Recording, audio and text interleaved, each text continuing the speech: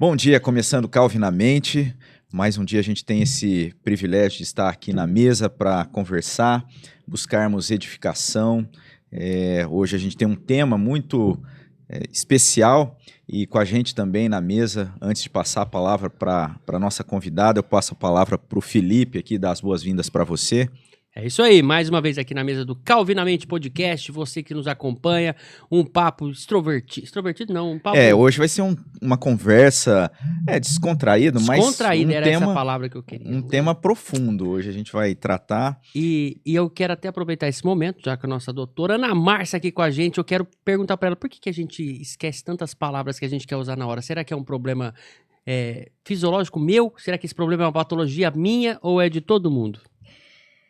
Primeiramente, quero agradecer o convite, né, ao pastor Robson, ao Felipe, ao Fábio, né, a toda a equipe aqui do Calvinamente. E é uma honra estar aqui, né, mais uma vez com vocês, a toda a igreja, obrigada. Essa questão, Felipe, que você colocou de memória, né, todos nós esquecemos. Hoje em dia a gente recebe muitos estímulos. Nós estamos o tempo todo recebendo estímulos, seja visuais, auditivos, a gente está conectado o tempo todo. Então, a nossa memória, ela é o tempo todo bombardeada com muitas informações. A gente fala assim, como nós precisamos de um tempo, né, para descansar a memória. E a gente não respeita muitas vezes isso. Eu até brinco no consultório, eu falo que o esquecimento é uma forma que a nossa memória tem, né? Eu brinco, eu falo, bugou, igual o computador, né? Quando o adolescente fala para mim, tia, bugou, né? Bugou, literalmente. O que são os lapsos de memória? Às vezes é o cansaço mesmo. Claro, eu não estou colocando aqui nenhuma doença, nenhuma questão de Covid, nenhuma questão... eu estou descartando tudo isso. Eu estou falando relacionado... Que pode também existir, tá? Eu estou falando relacionado ao comportamento, hábitos de vida, né? Eu estou falando mais relacionado à qualidade de vida, tá bom? E aí eu entendi que era mais ou menos isso mesmo, né? Pra gente voltar no nosso assunto Sim. principal. Não, mas eu entendi, porque... porque é uma poluição de tantas palavras que eu poderia usar naquele momento, e aí a gente buga porque não sabe qual que vai usar. Na hora que você falou, por um momento eu pensei assim, ixi, saímos do tema. Mas aí eu pensei, falei assim, bom, mas não, porque talvez essa sensação sua é uma sensação de culpa. E o nosso tema é culpa, pecado e saúde emocional. Então tem relação. Eu sei que eu não vou sair culpa. do tema mais uma vez, mas tudo que eu falo, ele pega e coloca no tema. Ele coloca, ele consegue. Pastor, o senhor é maravilhoso, porque tudo que eu tento tirar fora, sem querer, ele já pega e puxa e consegue colocar. E tem, realmente tem uma conexão. É a providência de Deus, gente. Eu creio nisso. A gente vai pensando, então, assim, dentro do nosso tema de culpa, né, pecado, saúde emocional, a gente percebe que existe, então, assim, quando é algo comum, né? A gente poder também fazer algo para melhorar essa questão desses lápis, assim, né, dessa tela azul. Eu tenho muito isso também, né, e às vezes eu me sinto mal. Sim. Não pode ser. E talvez, né, a questão das telas, né, que a gente está sempre, todo momento aí vidrado, isso acaba afetando, né, fica a dica aí, né. Não, nem tô mexendo.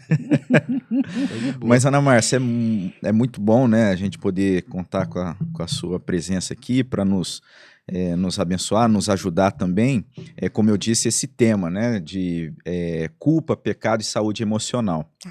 E sem querer também estar compartilhando aqui o aspecto mais teórico, técnico, né, de tudo isso que acontece, mas eu creio que você deve receber muita gente assim, passando por situações, né, com esse sentimento de culpa, né, e essa questão ligada, então, ao pecado, que a gente sabe que, e depois a gente vai até comentar um pouco isso, porque na origem, de certa forma, todos nós fomos afetados, né, pelo pecado, pela queda, a maneira como a gente pensa, né, a nossa cosmovisão reformada tem parte desse princípio, mas na prática, na vida comum aí, eu creio que você sempre está recebendo assim, situações como essa. E como é que você costuma lidar com isso? Assim? Sim. Primeiro, acho que é importante a gente definir o que é culpa, né? Quando a gente fala assim, eu me sinto culpado. Culpa é reconhecimento de erro, né? Eu fiz algo A gente acabou brincando aqui, né? Uma situação. Fiz algo que eu acho que não devia ter feito. Uhum. A culpa, necessariamente, não é ruim. Quando a gente trata essa questão no consultório, a culpa, ela é positiva. Ela é algo que o paciente traz como uma maturidade. Uhum. Por quê? Quando a pessoa não tem reconhecimento do erro, o que acontece? Ela continua fazendo. Então, por exemplo, eu percebo... Posso pegar o exemplo, Felipe? Por favor. Eu percebo que estou tendo lapsos de memória, né? E que isso me incomoda. Eu quero mudar esse comportamento. Uhum. Então, o que eu vou fazer? Isso eu tenho prejuízo na minha vida pessoal, na minha vida profissional, eu tenho prejuízos no meu casamento. E isso, de alguma forma, traz um desconforto para mim. Então, isso me gera culpa, gera incômodo. Então, o que eu vou fazer? Eu vou procurar mudar comportamento. Então, a culpa, quando a gente fala culpa, é reconhecimento de erro. Tá. Quando eu não tenho culpa, eu falo, a culpa é do outro. E aí a gente fala, culpa traz maturidade, traz crescimento. A gente pode pensar, então, que é esse reconhecimento, na verdade, né? Reconhecimento do erro. Sim. Tá? Primeiro, só para a gente partir de um princípio terapêutico. Tá? Uhum. Só para a gente colocar alguma base aqui no sentido mais terapêutico, depois a gente amplia para algumas outras questões mais espirituais. Tá bom? Sim, sim. Quando a gente pensa na culpa nesse sentido terapêutico, do crescimento pessoal, do desenvolvimento do ser humano, do amadurecimento da personalidade, né? De assumir responsabilidade, que é o que eu peguei o exemplo aqui. Não, se eu estou tendo lapsos de memória, isso me prejudica. Eu preciso descansar mais, eu preciso diminuir o uso de telas, eu preciso, poxa vida, sei lá. Ter um equilíbrio melhor, ter um tempo de descanso. Ter mais descanso, mais horas de sono. A gente falou algumas coisas que bem rápido. Estou dando um exemplo, tá? Claro que tem bem que fazer genérico, né? Genérico, não estou falando nada... A culpa, então, traz mudança de comportamento para o indivíduo. Quando eu não tenho culpa, eu jogo para o outro. Não, eu fiz isso porque você agiu assim. Isso é bem criança, né? Sabe criança, quando a gente, né, no parquinho, eu bati, eu fiz isso porque ele fez assim. Isso, a gente tem adultos que agem dessa forma. Então, no processo terapêutico, a culpa, ela é vista de forma muito positiva. No aspecto do crescimento pessoal. Quando ela é vista nesse sentido. Quando existe o reconhecimento. Reconhecimento para mudança do comportamento. Sim. Só que existe uma culpa que a gente fala que é paralisante. O que é a culpa paralisante? Que a pessoa fica no passado. Olha, meu pai estava doente, minha mãe estava doente, eu atendi um caso assim, estou lembrando uma situação. Eu devia ter feito isso, Às vezes a pessoa foi a cuidadora, mas ela se dedicou, ela foi a cuidadora principal, né? E eu devia ter feito isso, eu devia ter feito aquilo, eu devia ter me dedicado mais, É uma culpa que não tem mais o que fazer. Nesse sentido que eu falo que é uma culpa doentia. Uma culpa paralisante, que você disse. Uma culpa no sentido de que não tem mais o que ser feito. A gente poderia pensar que seria o remorso, assim? Exatamente, exatamente. E aí, o que eu quero colocar aqui como parâmetro para a gente começar a conversar? Existem crenças centrais dentro da terapia cognitivo-comportamental, que a gente chama... O que são crenças centrais? São ideias que nós temos, que vamos desenvolvendo ao longo da nossa vida, que são rígidas, padrão de pensamento, que a gente vai tendo de nós mesmos, dos outros e do mundo, que a gente vai criando, tá? Das pessoas, e que é difícil de modificar. Então, por exemplo, quando eu falei, eu devia ter feito, tá? Que eu fiquei presa nesse passado, então eu penso, eu não fui tão suficiente como filha para cuidar da minha mãe. Então, existem 3 crenças centrais que a gente fala disfuncionais. Crenças de desvalor. Eu não fui tão apta, eu não fui tão suficientemente boa para cuidar da minha mãe. Estou dando um exemplo aqui, tá? Aleatório. Eu não devia ter feito isso. Eu fui muito exigente comigo como filha, tá? Crenças de desamor. Então, eu não sou digno de ser amado. por conta desse remorso, dessa culpa. Isso, essa culpa gera esse sentimento tá? de... É uma crença disfuncional. Isso vai interferindo nas relações. E isso você traz Trabalha terapeuticamente. dentro dessa linha da psicologia, da cognitiva comportamental. Certo. Tá? Só fazendo uma conexão aqui, porque na teologia a gente pensa, né, a culpa como um aspecto,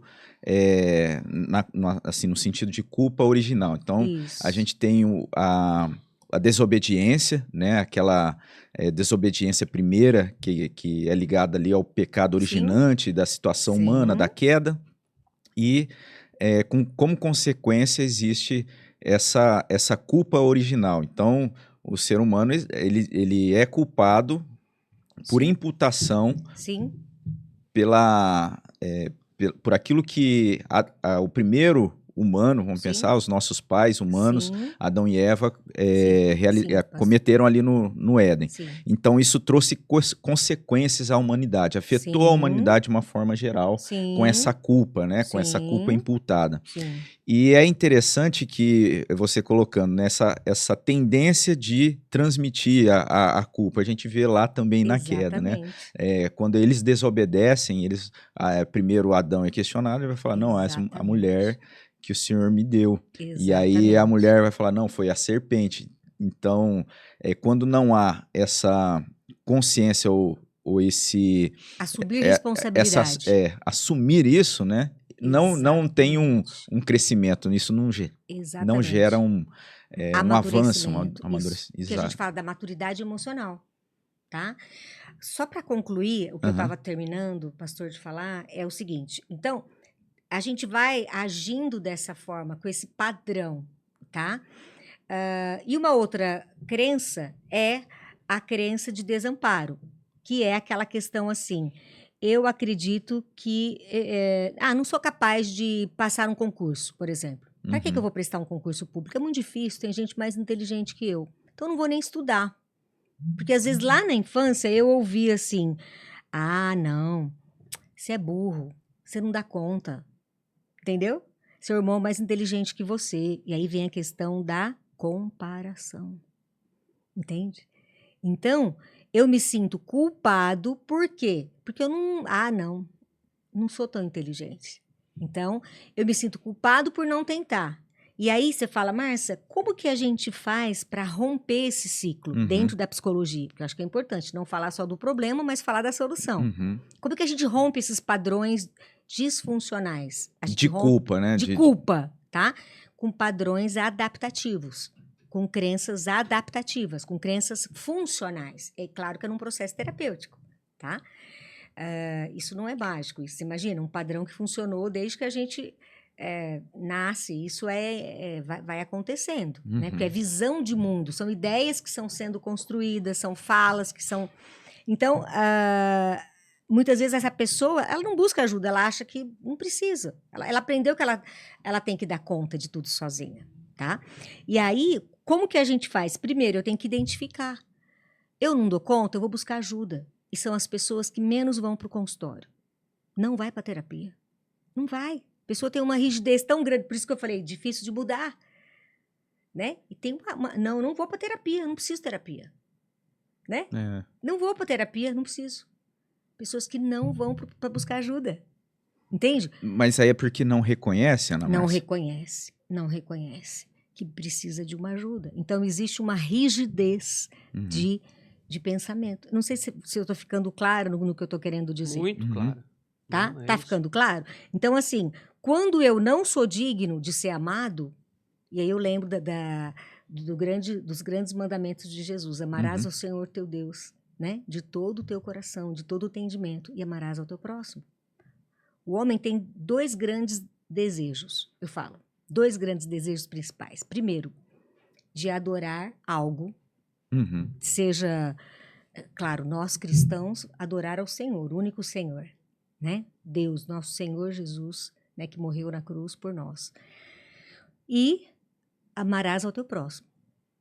O homem tem esse desejo de adorar algo, adorar o desejo de adorar ao Criador.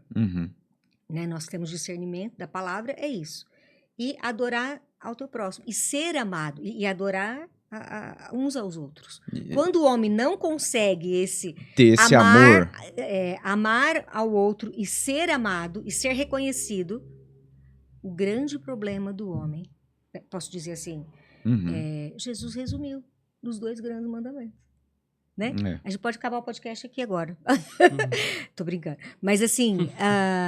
Parece eu, né? Eu que faço isso. Então acabou isso aí. Eu tô brincando. Mas assim, o que eu quero dizer, pastor e Felipe, é os grandes problemas da alma, né? Quando a gente fala de culpa, quando a gente fala do pecado. Por quê?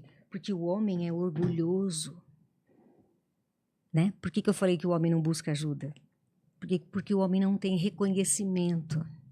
Reconhecer a culpa envolve humildade. Não é verdade?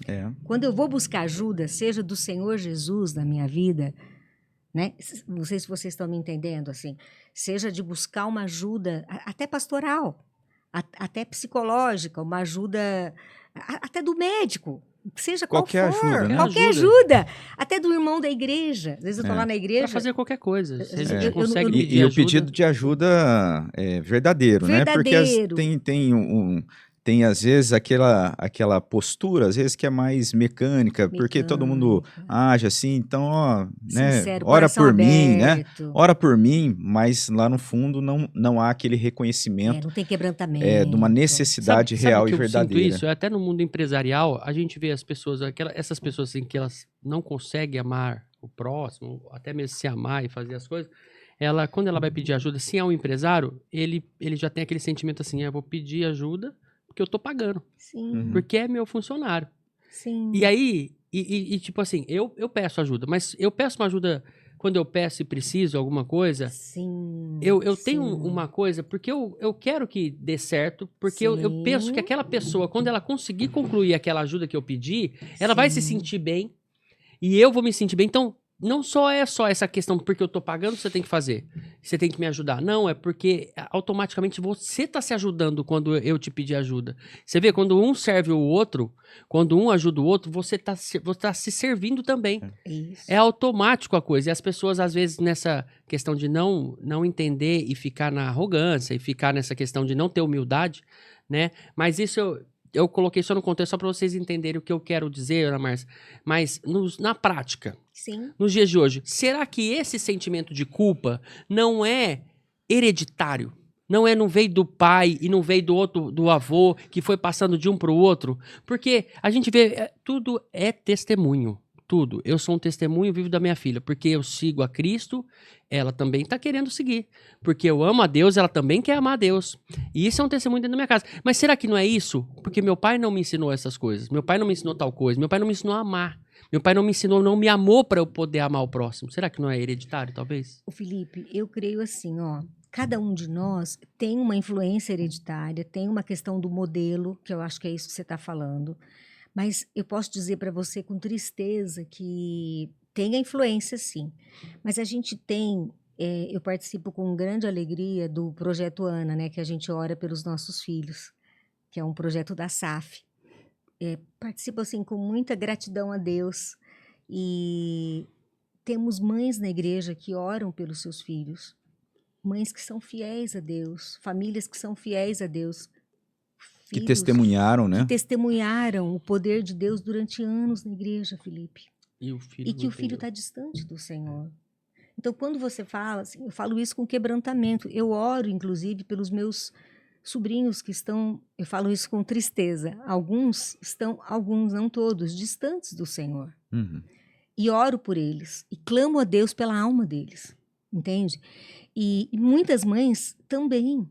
Então, por isso que eu digo que tem uma questão de influência, não só. Tem uma questão espiritual aí né, o tempo da de vontade de Deus, É. o tempo de Deus, aquilo que o Paulo César falou na igreja, né? Uhum.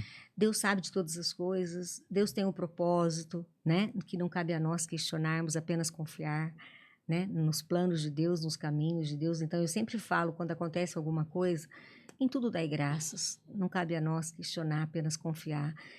E eu participando do grupo de mães lá, que tenho tido o privilégio de participar, né, desde o ano passado da SAF, até faço um convite aqui, mulheres, né, que estão assistindo, participem da SAF, da Sociedade Auxiliadora Feminina, principalmente do Projeto Ana, e onde nós colocamos os nossos filhos no altar do Senhor, né? Então, assim, eu não sei se eu estou respondendo a sua pergunta, mas assim... Porque se fosse do jeito que eu falei, seria muito fácil resolver o mundo, né? Mas não necessariamente, pastor, mas hoje é muito forte. Hoje é muito forte esse pensamento. A questão...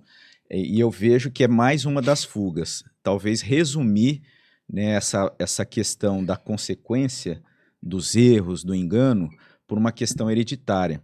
Igual a gente está falando, existe sim um reflexo. Tem um fator, não é o único. Existe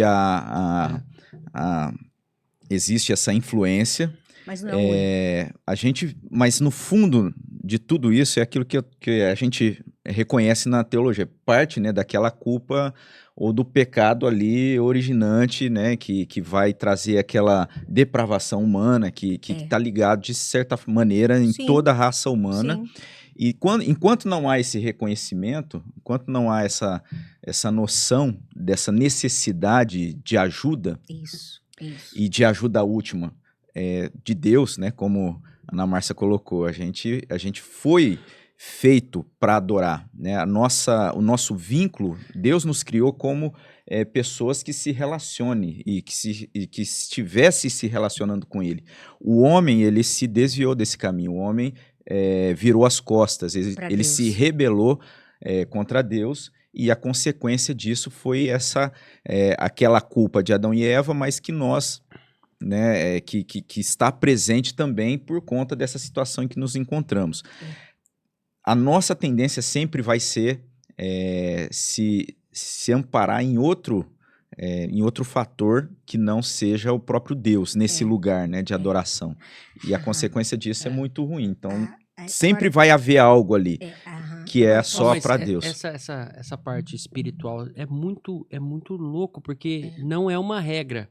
Mas a gente vê que os líderes, assim, espirituais, líderes de igreja, líderes assim, e não a maioria deles, mas tem muito problema dentro de casa, às vezes com o filho, né? Às vezes carrega um fardo, assim, que só Deus mesmo para ajudar, porque a gente vê muitos pastores, outras igrejas, de outras denominações, que às vezes tem problema com o filho que não consegue, sabe, trazer e explicar para ele, falar, ó, é isso aqui, é viver 24 horas na dependência de Deus. Sabe por quê, Felipe? Eu falo assim... Eu acho que, nossa, deve ser o espinho na carne do pastor. Deve ser. Dos pastores. Eu costumo dizer, Felipe, né, pastor, assim, com muito temor e tremor diante de Deus, que o nosso primeiro ministério, quando eu falo para as meninas, assim, para as mulheres, quando eu vou dar alguma palestra, algum aconselhamento, até no consultório, porque para mim psicologia é ministério.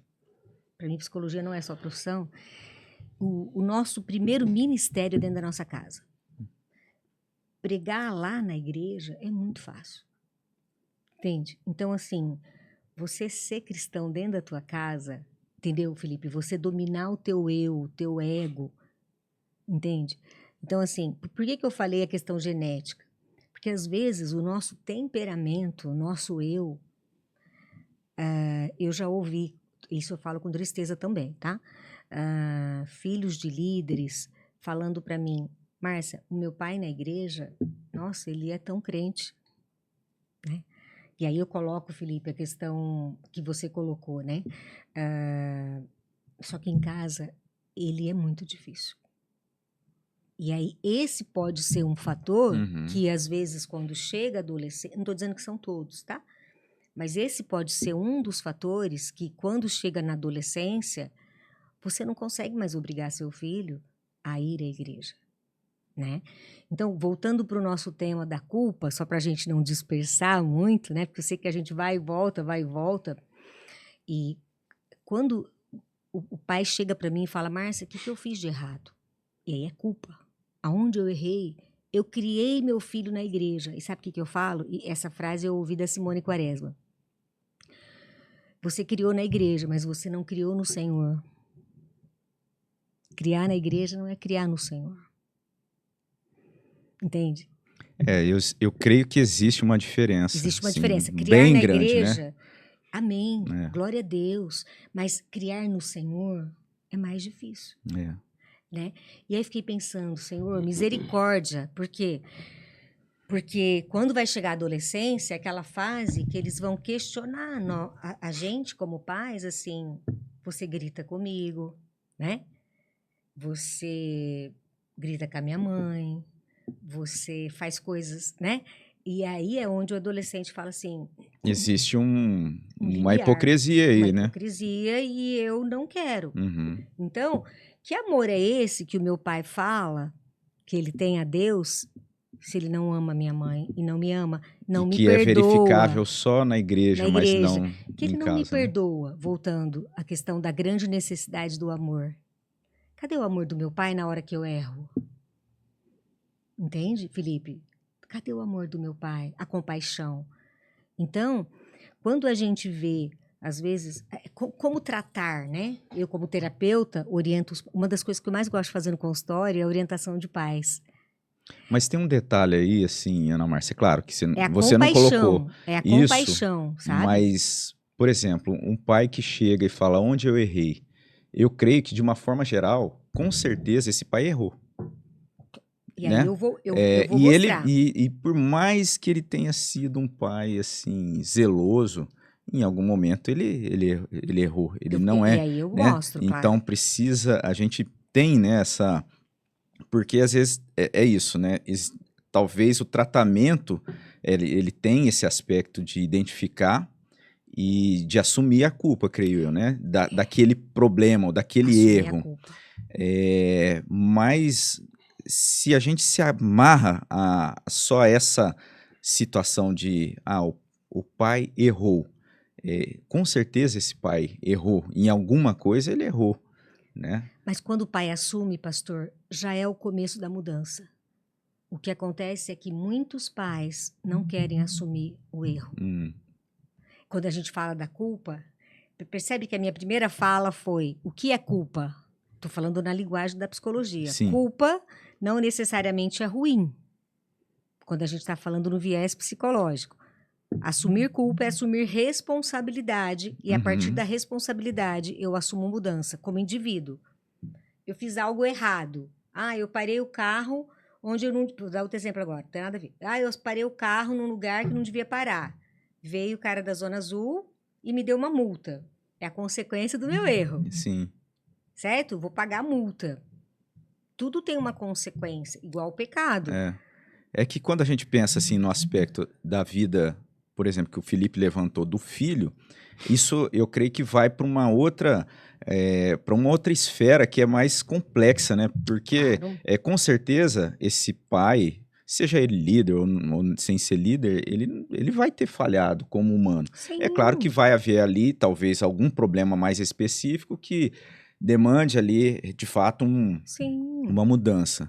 Mas, no geral, acontece situações como você mesmo colocou, né? Tem situações, no testemunho, né? A dedicação desse pai foi dentro do limite, da condição humana, vamos dizer assim, algo de um testemunho muito rico. Claro. E, no entanto, isso não é garantia de que esse filho vai assumir um compromisso com Cristo, dado aquela situação, né? Deus sabe o tempo, Deus tem os seus propósitos, às vezes até para trabalhar alguma coisa na vida dessa pessoa, desse pai, dessa mãe. Eu creio que é uma situação assim que existe a necessidade de atenção sempre, né? De procurar identificar a prudência, diálogo, né? E diálogo, né? Entendeu, Felipe? Assim, é chegar para o filho e falar... uma pergunta fica, como lidar, então? Né? Porque nós não sabemos os propósitos de Deus. Então, chegar para o filho e falar, filho, como que eu posso melhorar como pai? Né? Como que você pode melhorar como filho? Sabe assim, papo reto? É papo reto? Eu posso melhorar como pai, mas você pode melhorar como filho? Né? Entendeu? É papo reto. Filho, você está fazendo isso aqui que eu não gosto... Filho, você está fazendo isso aqui. Pai, você está fazendo isso aqui que eu não gosto. Infelizmente, o que a gente vê hoje no contexto geral é um holofote muito grande, às vezes em algo. Por exemplo, o filho. Não que não haja necessidade desse diálogo, né? Eu creio que isso é importantíssimo.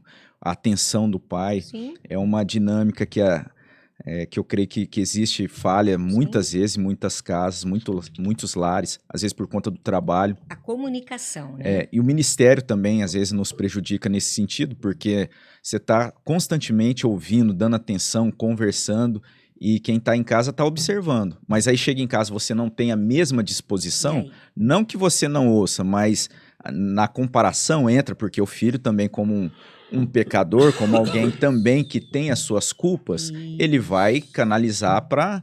Ele vai usar alguma desculpa, né? Ele vai colocar a culpa das suas situações, ele vai procurar um lugar para canalizar isso. E, no geral, para o adolescente, para essa fase, é os pais, né, que vão estar sendo o alvo, e aí essa grande necessidade, né, como você falou. Educar, não adianta continuar falando, não, mas você vai na igreja, mas se não houver esse quebrantamento diante de Deus, e também dessa responsabilidade de buscar ali, identificar como é que a gente pode acertar isso, né? Não é algo simples, é bem desafiador, na verdade. Com humildade, que é o que nós estamos falando, com compaixão, como Jesus, né? O próprio Jesus nos ensina isso. O que eu vejo, às vezes, é uma postura tanto do filho de rigidez, a gente estava falando da rigidez, como dos pais, uma rigidez dos dois lados, né? Um endurecimento, né? Dura cerviz, a Bíblia chama isso de dura cerviz. A psicologia chama de rigidez. A nossa regra, a nossa régua, na verdade, é a própria ação de Deus que se dobrou, se curvou e sem precisar, né? Sem ter, ele faz isso por nós, aí nós também precisamos ter essa disposição. E por que nós nos endurecemos para os nossos, né? Para os nossos, entre nós mesmos, não só filhos, eu digo, mas entre os relacionamentos no geral, né? E como uma coisa vai gerando uma consequência, né? Então a culpa, quando ela não é assumida, né, a gente identifica isso, o pecado que está ali presente, que não é o agrado de Deus, então é pecado. E isso, quando continua, vai gerar uma dificuldade, um mal, uma doença emocional. Exatamente. Né? A emoção vai estar... E o pecado, olha que interessante, pastor, o pecado, a culpa nos distancia, quando não assumida, nos distancia das pessoas, certo? Por quê? Porque se eu não assumir, eu acho que eu tô certo, entendeu? Eu acho que eu tô certo, você tá errado. Então, cada macaco no seu galho. Desculpa a minha expressão, mas eu acho que é importante aqui. O pecado é a mesma coisa, né? Eu tô certo, não fiz nada de errado, né? Deus, fica aí no teu canto, deixa eu no meu canto, eu tô certo. O problema lá foi de Adão, não foi, né? Foi de Eva e Adão, deixa eu quieto aqui. Então, eu não vou me reconciliar com Deus, eu não vou me retratar com Deus, não vou me redimir. Né? Eu não considero eu não tenho essa necessidade, né? Eu não vou considerar o sacrifício de Jesus na cruz. Eu me basto, né? Tipo assim, não preciso daquilo lá, não. Aquilo lá é balela, né? Aquele papo lá de crente balela, né? De pecado. De pecado. Então, da mesma forma, eu não preciso nada disso. E aí, por isso que eu falei do orgulho e eu falei da humildade. Entendeu? Então, da mesma forma, isso vai gerando distanciamento. Ficou claro? Não sei se eu deixei claro. Não, eu creio da forma que eu quis dizer. Tanto o não reconhecer o erro, da mesma forma, nos distancia das pessoas e nos distancia do próprio Deus. E o que Jesus pede? Que estejamos próximos uns dos outros.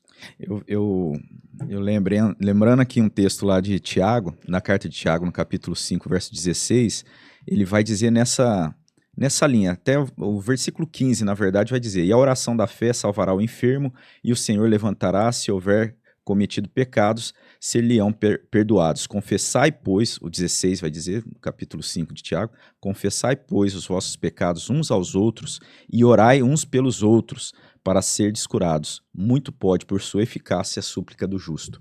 Então a gente vê que esse confessar, eu creio que seja isso, assumir, né? Assumir a responsabilidade, assumir o erro. E quando há esse reconhecimento, e Tiago aqui está escrevendo na carta a respeito do valor, a importância da oração, e ele está falando no aspecto eu creio assim, de enfermidade, de problema que pode ser gerado ali por conta dessa situação emocional, inclusive. Exatamente. Então, como essas coisas todas estão ligadas, né?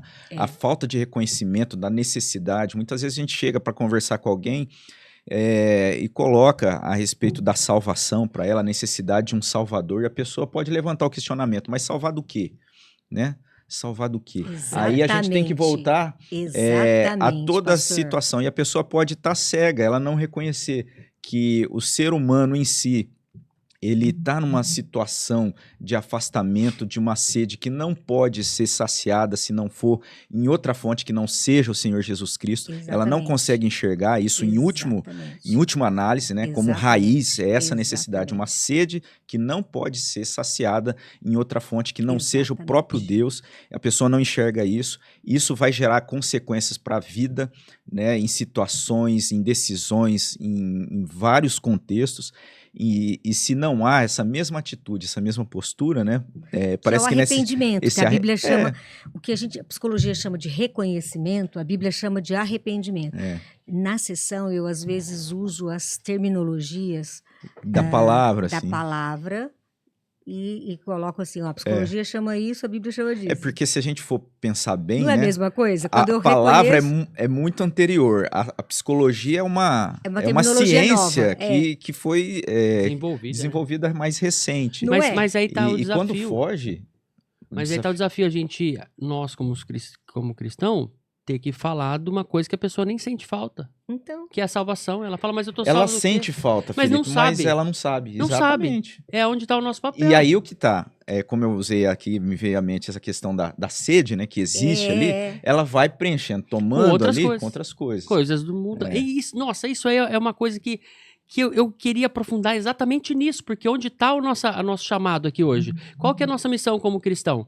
É levar a palavra de Deus, e aí está o engano da pessoa que ela vai preenchendo com outras coisas. E eu falo isso como um testemunho, eu falo para amigos meus, falo, cara, lembra que a gente buscava nessas coisas, preenchimento nisso? Você lembra? Coisas assim... Cara, eu não preciso mais disso. Viagens. Exato, viagem, tudo, qualquer coisa. Que é bebida, viagens. Um show que é dopamina pura. Show, que né? mais? Roupa, comida. Não que você não precise mais, você não possa mais ir. Mas prazeres. Saiba que aquilo ali é um prazer momentâneo. Tudo é vaidade. É vaidade. Não é uma coisa que vai te preencher e vai te dar salvação. Mas é uma coisa, é bom, não é ruim. A Bíblia um show, por exemplo, um show de uma música boa, de uma música que, às vezes até o Paulo falou lá, não fala de Cristo exatamente, mas foi Deus que deu para aquela pessoa. Não condena. Sim. Né? E tudo são vem de Deus. manifestações, assim, né? Quando Deus, né? Quando não é algo que está ali na direção oposta, né? Ou seja, algo que está ali contrário àqueles princípios, né? Mas que está, de alguma maneira, exaltando ou colocando em destaque algum aspecto da criação, do ser humano. É válido, são manifestações artísticas, né? Tanto a pintura, música,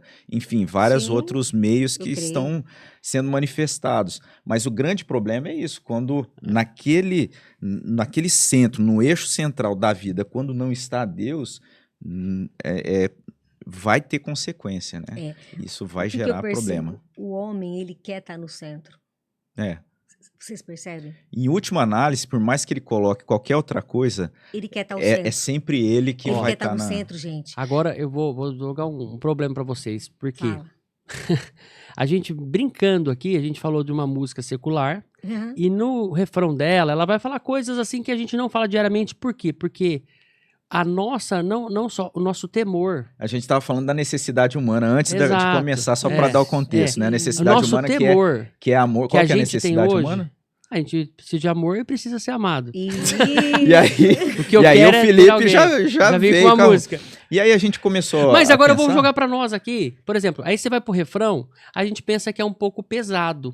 Mas se você terminar o refrão, você vai entender que talvez foi Deus que deu aquela música, porque não é só prazer. Mas a gente não é só isso que a gente precisa de preenchimento. Mas aí ali na música tá falando sobre isso, a gente não tirando do contexto a música do que diz, o meio que ela é tocada e tudo mais, mas a gente, como cristão, olha o nosso problema, a gente com o temor de Deus, que a gente tem que ter, o cristão tem que ter, a gente não consegue a gente não quer colocar essas coisas do mundo e mostrar para as pessoas onde estão as coisas boas, que onde está Deus realmente, para a gente conseguir realmente fazer a nossa missão, que é evangelizar e mostrar o que realmente preenche, que é Deus.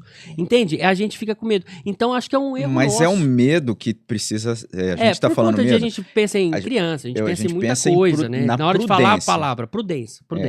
Então, porque a gente, até o texto lá... A gente na prudência, que a gente nem falou qual música que é. Tá mas o pessoal deve... Não vai edificar se a gente falar, é isso que é. Exatamente. Não vai. E aí, onde entra essa prudência? No aspecto de você fazer uma leitura e saber que não é neutro. Essas coisas, elas estão ali. Será que isso realmente está favorecendo essa aproximação, a saúde emocional, a responsabilidade, Deus como sendo aquele que deve estar no centro, eu como alguém que preciso ser ajudado, que preciso ser amado, mas em primeira instância, por Deus, primeiramente, ter essa segurança em Deus e depois também eu quero falar o refrão, porque o refrão parece pesado, mas não é. Ele fala assim, eu não faço amor por fazer, tem que ser muito mais prazer, tem que ser todo dia.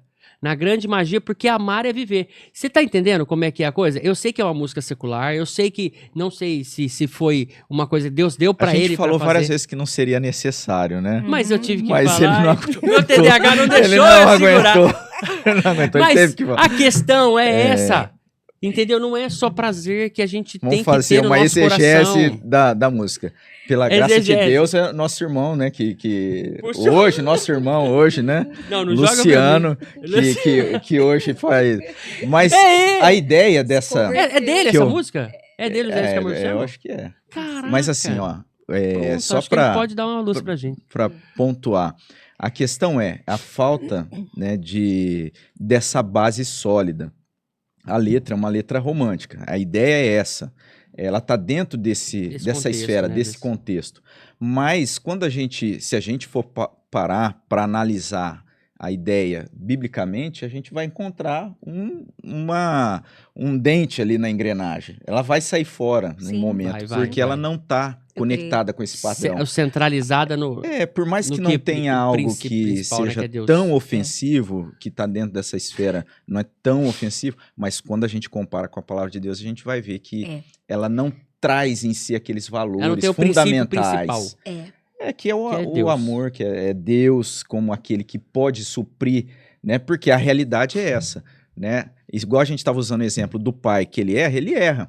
A pessoa falar que ela precisa de amor e precisa ser amado, isso é também uma verdade. Sim. Mas amado em última instância por quem? Quem pode preencher esse vazio? Primeiro não Deus. é a namorada. Primeiro Deus. Né? Porque uma nova namorada. Então, e aí umas que sugerem Desculpa, a gente não ia falar, mas acabamos fazendo a exegese. Primeiro Deus, né, Tadinha, a Ana Márcia veio toda preocupada aqui. Não, mas eu acho que é isso. A Ana Márcia, ela tem quando ela deve ouvir muita coisa lá, ele vem com os problemas do dia a dia.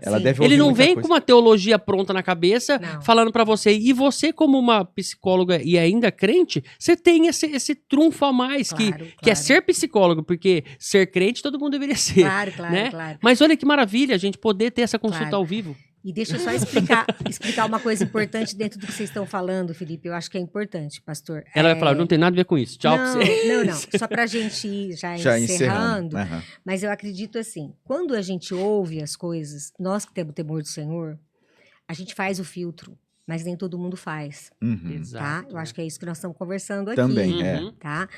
Para a gente fazer o filtro, nós já fomos chamados por Deus. É verdade. Tá? Nem todo mundo foi. Então, eu queria colocar aqui, olha, para todos nós que estamos ouvindo, assistindo aqui, Calvinamente, cuidado com o que a gente ouve, porque nós estamos alimentando a nossa mente, alimentando o nosso pensamento, né? Nós conseguimos fazer uma leitura, né, um filtro dessa música, mas cuidado, né? A palavra de Deus diz lá em Filipenses 4, tudo que pensar, tudo que falar, tudo que ouvir, tudo seja para a glória de Deus. Será que o que a gente está ouvindo, pensando, tem alimentado a nossa mente? Tem sido para a glória de Deus? A gente às vezes escuta tanta coisa que não é para a glória de Deus, né? Então, tem música, gente, que não dá para escutar. Não dá, né? Por quê? Porque a gente já tem esse filtro. Mas assim, será? E com filtro não é algo que se deve né, fortalecer. A gente precisa estar sendo fortalecido daquilo que realmente pode nos preencher. Mas sabe o que é? Isso toma espaço, querendo ou não. E de certa forma, isso também pode estar mexendo com essa maneira de avaliação, né? A exposição acaba afetando, eu né? não estou fazendo aqui nenhum julgamento, me entenda, tá? Eu, como psicóloga, não estou julgando, não é isso. Eu estou apenas dizendo uma cautela que nós, como cristãos, como pessoas, precisamos ter. Porque a gente não vai fazendo, a gente simplesmente vai deixando tudo aquilo entrar na nossa mente de uma maneira muito natural. A gente vai naturalizando as coisas. De repente, a gente vai achando que tá tudo bem. A gente usou o exemplo da música, mas é o que se assiste. Mas isso serve para qualquer coisa na nossa vida. Por exemplo, se eu pego essa música e vou falar para uma pessoa que não vive esse contexto que a gente vive, que a gente é salvo, que a gente tem temor, que a gente é cristão, que a gente é evangelista, que não vive. Se eu falo isso, que essa música, ela não é uma música que agrada a Deus porque fala da nova namorada, não sei o quê, a pessoa fala, você tá maluco? Que música maravilhosa, romântica, como é que você fala um negócio desse? Aí eu perco. Então a gente tem que ter esse discernimento também, ter esse cuidado também, pra gente não estragar o que poderia ser uma alma para Deus. Uma estratégia. Então, sabe, esse que é o problema. A gente, às vezes, muito legal, não a gente ser um legalista, mas a gente vem com pequenos legalismos que a gente poderia falar, não, essa música tudo bem, mas não é uma música que eu poderia, que ela fala de muita coisa, que eu poderia tocar na igreja, entende? Mas é uma música bonita sim. É uma música que fala. Sábio, né? Tem que ser sábio. Então, você tem que saber usar essas ferramentas. Concordo. Mas você entende? Por exemplo, se eu falo isso para um amigo, se eu mostro esse podcast e falo para ele, no começo a gente não pode falar dessa música, porque essa música não é... Cara, como é que eu vou fazer isso nesse mundo de hoje? Mas o que a gente não pode aceitar, tem algumas coisas que estão colocando na sociedade, que colocam pra gente ouvir, que não tem condição. É absurdo, é absurdo. Não. Agora, num caso desse aí, a gente não pode ser extremo. A gente tem que falar, tudo bem, mas essa música, ela não edifica a Deus. A gente não edifica uma família com essa música. A gente não consegue mostrar que isso é o caminho correto. Mas é uma música bonita sim. Mas a gente tem alguns pontos que a gente pode tirar dessa música que é certo, que é o começo. Mas depois, a hora de falar da namorada, a gente tá tendo uma idolatria, falando de namorada, falando que é uma nova namorada. Entende? Mas vamos colocar uma nova namorada como uma nova igreja. Pronto, que a noiva de Cristo é a igreja. Agora, peraí, Felipe, deixa eu falar. Não deu certo também? Deixa eu só falar uma coisa. Cancela, gente, é brincadeira. Você imagina se a pessoa tá casada e ouve essa música e encara uma nova... Agora, por isso que eu tô falando... É, verdade, boa. Eu tô falando uma nova namorada no contexto... A gente pode fazer isso com músicas todas as vezes, hein, no pastor? Contexto, de uma nova namorada, uma pessoa que é casada e tá uma crise conjugal. Um relacionamento meio complicado. Então, a gente pode usar, sim, eu concordo com você, não podemos ser legalistas, tá? E achar que tudo é errado, eu concordo. Só que nós temos que ter a sabedoria, como a palavra de Deus diz, prudente e, né? Paulo vai falar, vede prudentemente como andeis. Porque os dias são maus. Então, se hoje o dia... Tá vendo? Ele já então, a dificuldade é cada vez maior. Isso. Agora, perfeito, nós precisamos... Você imagina, a pessoa está com uma fragilidade do relacionamento. Ela ouve uma música, você pode ter uma nova namorada. Nesse mundo, ter um adultério é normal. Vocês concordam comigo? Natural, tá. Tanto para a mulher como para o homem. É normal, tá natural já. Entendam que eu estou falando assim, de uma maneira muito neutra aqui. Eu não estou falando... Estou falando no mundo mal aí. Você pode adulterar. Normal, todo mundo adultera. E a pessoa ouve uma música dessa, ter uma nova namorada, vai confirmar, e não vai ter culpa. Voltando pro nosso tema. Verdade. Estou sempre puxando pro tema. Vocês não, perfeito. Estou trazendo pro tema a música que a gente trouxe. Aí, eu não vou ter nenhuma culpa. É verdade. Eu vou ter uma nova namorada, meu casamento não tá legal, e aí eu não vou ter consciência de erro. É aquela situação. A culpa, eu creio que ainda vai existir, só que agora a culpa de quem que é? A culpa é da antiga. Né? Percebe? É verdade. Porque o problema, o problema tá sempre ali. Quando a gente vai que a pessoa que vai ouvir essa música, ela tem que saber o que é certo e errado. Mas ela não tem o discernimento. Você vai percebendo que... Deixa teu contato nesse final do vídeo. Felipe, você vai percebendo que fazendo uma investigação profunda, a raiz do problema vai ser sempre essa falta, essa sede. porque a culpa sempre vai estar lá. Então, agora ele precisa ser amado, ele precisa...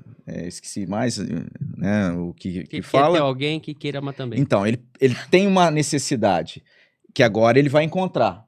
Mas de quem que é a culpa dele não ter? Da antiga. Então agora mas precisa essa nova. música fala... Então sempre vai haver... Não, mas eu não acho é esse que o sim, contexto. mas enfim, ele tá falando para alguém. E ele tá falando da necessidade. O que eu quero dizer verdade. que existe na raiz, música. Quando a gente vai investigando, tudo isso tá apontando para aquela necessidade essencial do ser humano, que só pode ser preenchido por Eu vou Deus. ver quem escreveu. Se Manda foi uma Zezé, carta. e vou falar, quando você escreveu, seria numa situação de que você estava solteiro ou você estava casado e queria uma nova... Porque aí as pessoas pegam e colocam isso no contexto dela, e tá errado mesmo, Ana Márcia, muito bem colocado. Essa música tá totalmente errada, vamos falar de outras músicas. Mas é bom puxar isso, porque dá um debate, era sobre culpa, né? Mas continua sendo, Felipe, pode ficar tranquilo, então, que, tá bom, que serviu como ilustração aí pro nosso problema. Eu só quis fazer um gancho com deu bom. Não, acho que agora melhorou. E Ana Márcia, acho que dá, sim, pra gente já caminhar, né, para essa conclusão, olhando então para o desfecho disso, podemos pensar assim, existe sempre essa necessidade de assumir a responsabilidade, reconhecer o erro, né, ter a culpa no aspecto positivo de agora, a partir desse reconhecimento, procurar ajuda, né? Que é uma ajuda de pessoas, de profissionais, dependendo o caso, mas em última instância é saber que essa ajuda fundamental, que só vai ser preenchido todo esse problema pelo próprio Deus. Acho que a gente poderia pensar assim, né? Eu creio que foi tudo que a gente conversou aqui, né? Busque ajuda, não fique sozinho.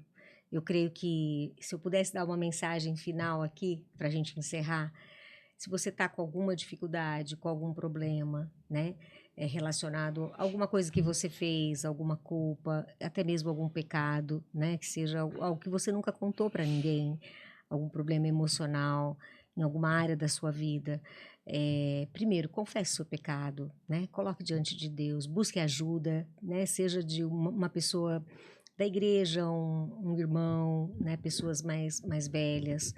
E a palavra de Deus em Isaías 41:10 diz, não temas, eu gosto muito desse versículo, não temas porque eu sou contigo, não te assombres, porque eu sou o teu Deus. Eu te ajudo, eu te fortaleço, eu te sustento com a minha destra fiel. Então esse é o nosso Deus, que nos sustenta, que nos fortalece, que nos ama, que nos perdoa, que joga os nossos pecados nas profundezas do mar.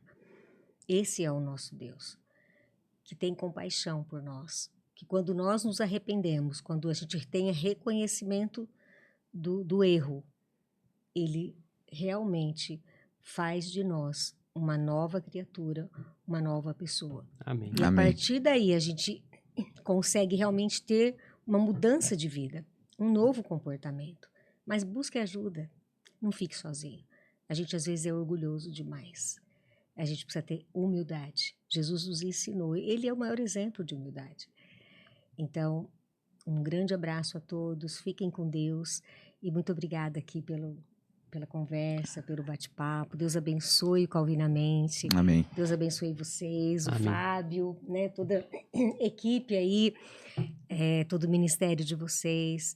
E quando precisarem, eu estou às ordens. E que Deus continue abençoando Calvinamente, o Felipe, a família, Amém. o pastor, toda a igreja que tem apoiado Amém. esse ministério. E contem comigo, irmãos. Eu estou aqui para, quando vocês quiserem, para a gente conversar de outros assuntos. Que bom. Tá? Muito bom. A gente sempre termina com uma oração, né? Claro. Creio que essa mensagem é uma mensagem profunda, né? Que isso realmente possa tocar aí a vida daqueles que nos acompanhou. Por mais que a gente falou assim de forma tão espontânea aqui, Sim. né? E informal, a gente espera que isso alcance nessa mensagem, como Amém. foi dito, né? E um convite do nosso Senhor Jesus nessa direção, como você falou, aprendei de mim, porque sou manso e humilde de coração.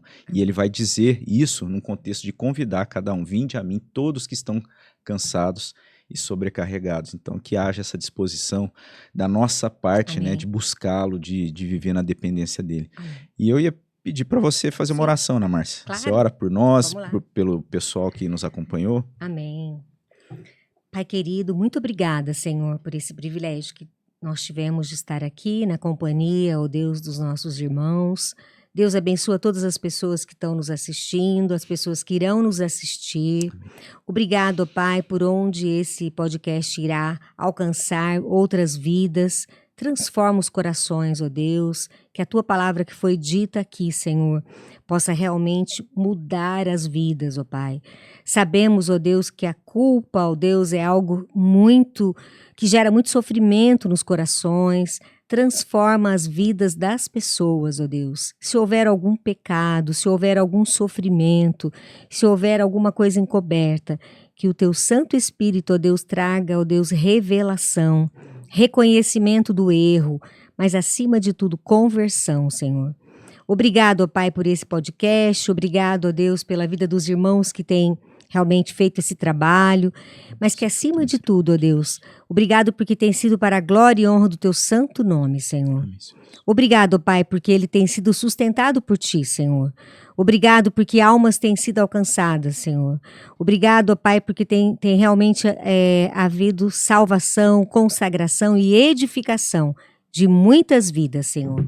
Obrigado pela vida do Felipe, da sua família, do pastor Robson, ó Deus, do Fábio, de todos os demais irmãos envolvidos, Senhor. Nós colocamos esse trabalho no Teu altar e de tantas vidas que são alcançadas, que serão alcançadas, Senhor. Amém. Obrigado pelo meu trabalho, Senhor. Obrigado por tudo que o Senhor tem feito, pelos meus pacientes. E obrigado, Senhor, pela minha família, Senhor. Eu agradeço em nome de Jesus por esses momentos aqui. Em nome de Jesus, amém. Amém. Amém. Muito bom. Muito bom, muito bom. Muito obrigado obrigado pela Ana sua Márcia. companhia. Até o próximo episódio. Que Deus abençoe.